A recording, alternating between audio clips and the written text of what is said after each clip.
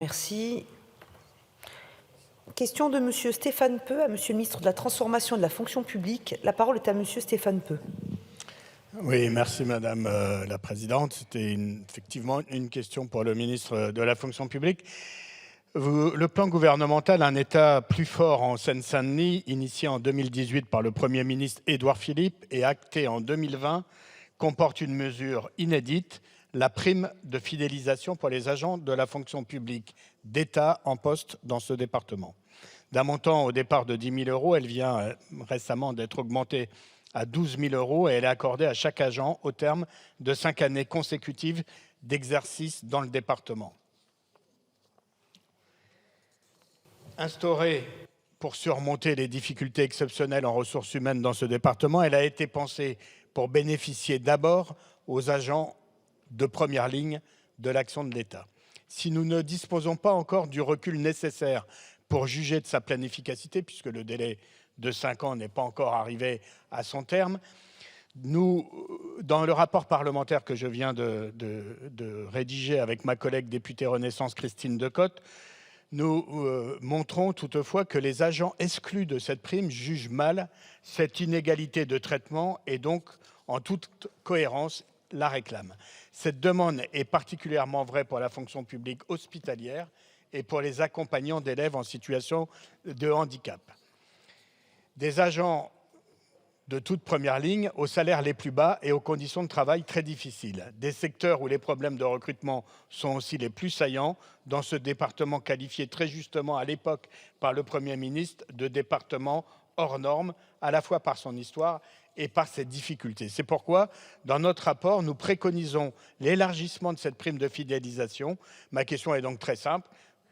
Êtes-vous disposé à accorder cette prime de fidélisation à la fonction publique hospitalière, puisque la fonction publique d'État l'a eu, mais pas la fonction publique hospitalière, ainsi qu'aux agents, aux AESH de la Seine-Saint-Denis.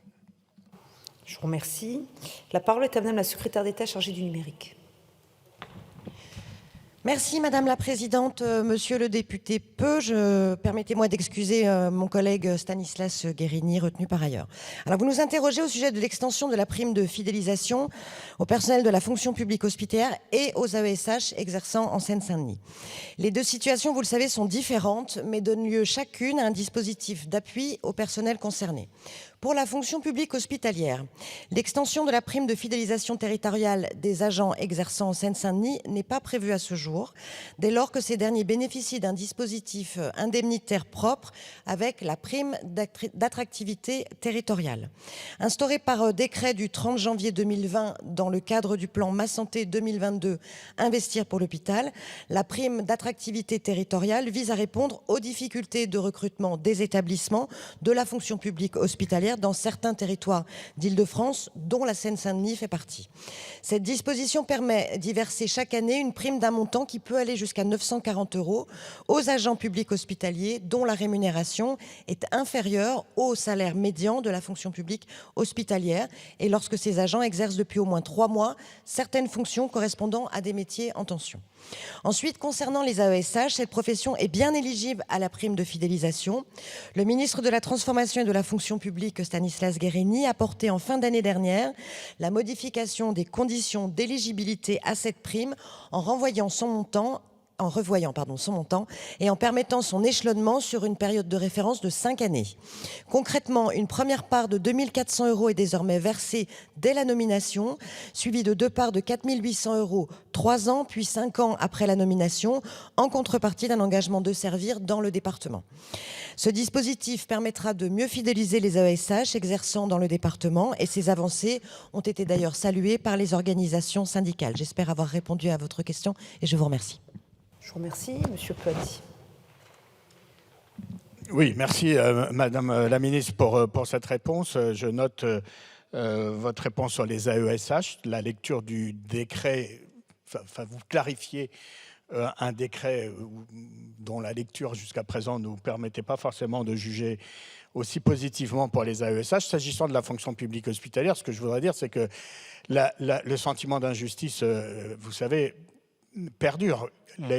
Si je prends par exemple les policiers ou les magistrats du tribunal, ils existent pour ces catégories des primes diverses, auxquelles s'ajoute la prime de fidélisation propre au travail dans ce département de la Seine-Saint-Denis.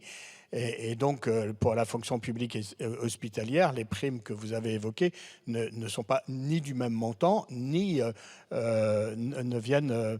ils sont donc exclus de cette prime de fidélisation, ce qui ne favorise pas le recrutement et la fidélisation. Vous savez, ce département souffre beaucoup d'être une vaste école d'application de la fonction publique. Alors c'est une bonne chose d'avoir des jeunes, d'avoir leur dynamisme, leur enthousiasme, mais vous savez que pour bien exercer les métiers, il faut un équilibre entre une partie de fonctionnaires ayant de l'expérience et d'autres qui sont en train d'apprendre.